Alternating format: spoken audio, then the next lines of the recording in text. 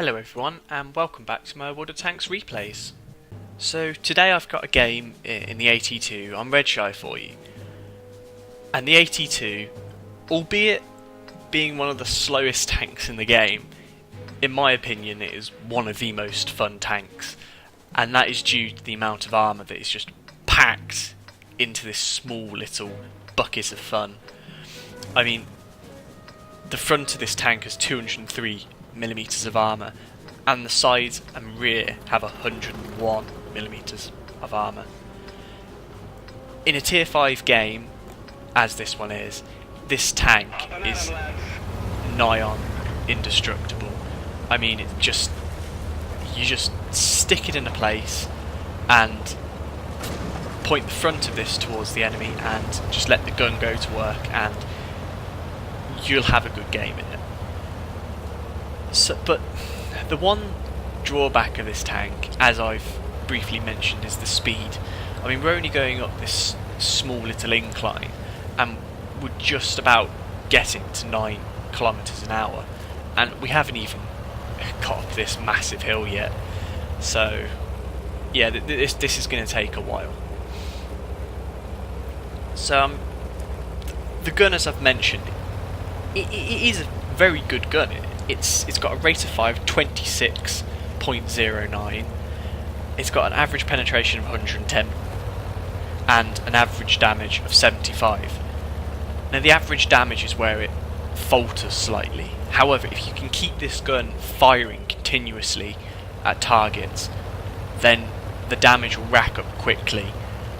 And the fact you have the armour to sit there in a position and just keep firing means that, in a way, this tank is the perfect balance between armour and firepower. It hasn't got too much armour that it's just ridiculously overpowered, and it hasn't got the gun to make it just like a ridiculous tank. And there's our first bounce of the day.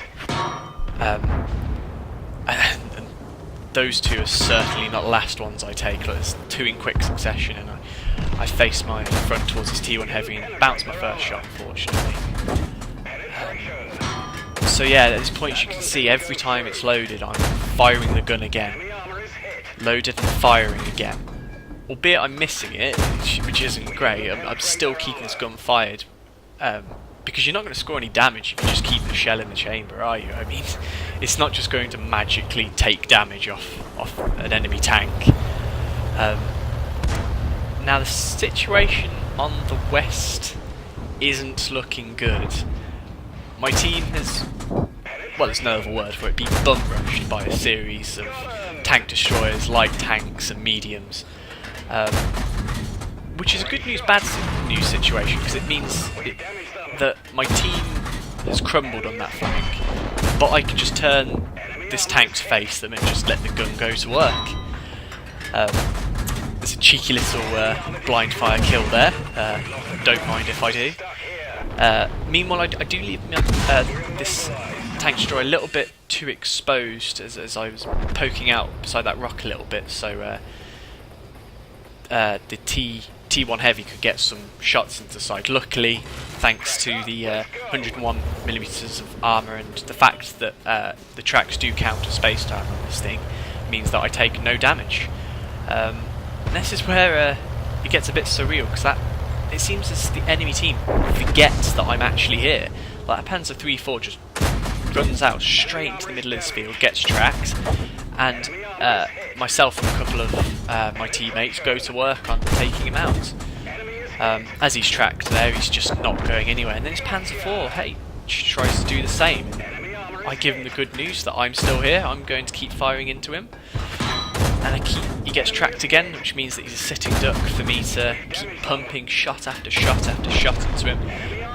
And this segment of the replay really does show that 26 rate of fire, and it just tears machines up. Now this is where I start to make mistakes. This Stoke 3G rushes me as the enemy team starts to cap, and I decide I'm going to take out this Stoke before I do anything else. So I start opening up on him. However, I start to panic, and as you can see here, look, I miss a shot. I fire into parts of his tank where his armour is thickest, and I do make such a mess of taking out this Stug 3. And then the two Crusaders are in the cap, just keep the tracks, and they just, as you can see on the hit log there, they're firing APCR into me, which is an effective way to take this tank down. And unfortunately, we lose this game with me getting 6 kills. So we'll go and have a look at the post-match results now and see how we did. So here are our post-match results. We managed to make 17,533 credits and 835 experience on a defeat.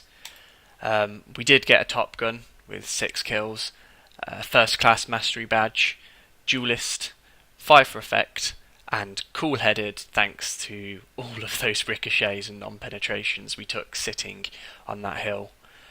If we go to the team scores, you can see that we were pipped to being top of the team list by that OI experimental, but we managed to do 1,686 damage. And bear in mind, that's with a gun that only does 75 average damage a shot. So we did do very well with this. And if we go into have a look at the detailed reports, you can see that we fired 41 shots and had 26 penetrating hits. And we managed to do 1,686 damage. That is rather impressive for a tank destroyer that only does 75 average damage. And just a quick little side note here, 2,320 damage blocks by armour. That is, well, that could kill this tank 2 times over. I mean, it's just insane, which means this is a great tank for just sitting in a choke points and just firing your gun constantly over and over and over again. It's just a shame that we lost that match, and I must be honest, if I hadn't have made such a meal taking out that Stug 3, we may have had a chance of winning, because I may have been able to turn around and at least reset the cap, if not take out those 2 Crusaders that were in it. However, it wasn't to be. But nevertheless, this replay did show how powerful the AT-2 can be in the right situation. So, thank you for watching my World of Tanks replays. I've been Master Metopoulos. Please comment, rate and subscribe, and I'll see you again next time.